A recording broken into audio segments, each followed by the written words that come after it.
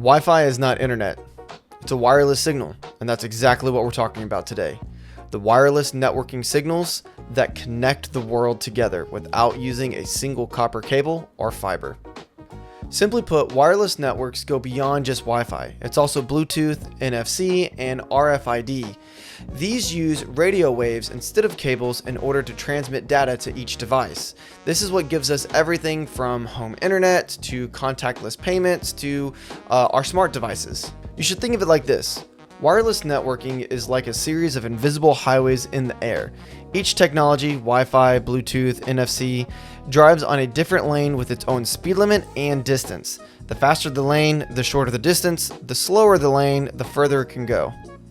Okay, so now let's go a little bit more in depth with each one of these wireless frequencies, starting with Wi-Fi, otherwise known as 802.11 standard, which is set by the IEEE, with each generation of Wi-Fi offering faster speeds and more efficiency.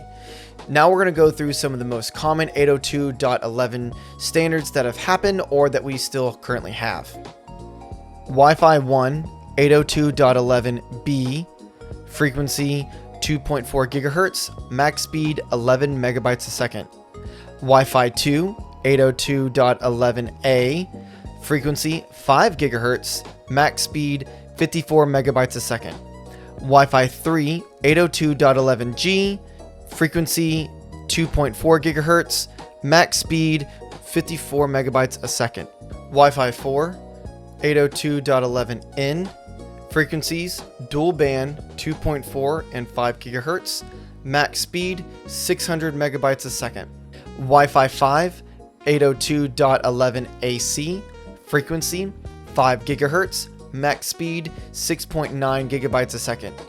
Wi-Fi 6/6E, 802.11ax, frequency 2.4/5/6 gigahertz, max speed 9.6 gigabytes a second.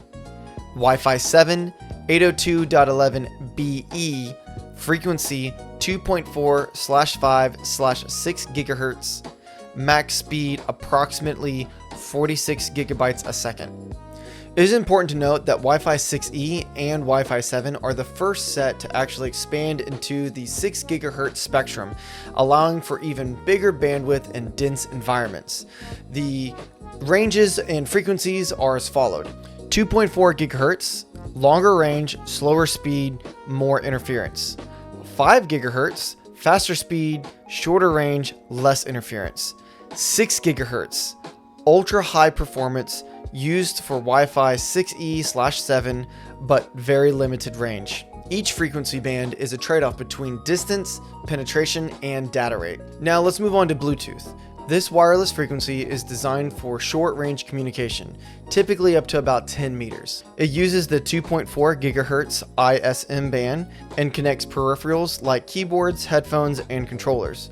Modern versions, Bluetooth 5.0 Plus, have faster speeds, longer ranges, and lower power consumption, perfect for Internet of Things devices. Moving on to the NFC, or the Near Field Communication, this wireless network has a very short range, usually only just a few centimeters. This is what's used for tap-to-pay, key cards, and smartphones communicating securely, and it operates at 13.56 megahertz, relying on electromagnetic induction between coils, not traditional radio waves. Finally, moving on to the RFID, or the Radio Frequency Identification. This uses radio waves to write and read data onto small chips called tags. Passive tags have no power, activated by the reader's signal. Active tags have their own battery and longer range, used for inventory, access control, and asset tracking, like barcodes but smarter. Each wireless network has its place and its purpose, solving its own unique individual problems.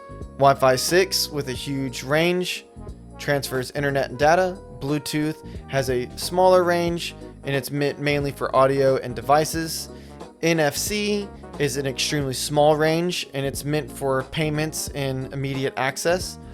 RFID has a range that varies and it's meant for tracking and inventory. From Wi-Fi to NFC, wireless technology casts an invisible web that helps connect the entire world. And that's it for the video. If you enjoyed it, please smash that like button. If you really liked it, make sure to hit subscribe so that way you don't miss out on further content. And as always, work with what you got and build what you need. And I'll catch you in the next one.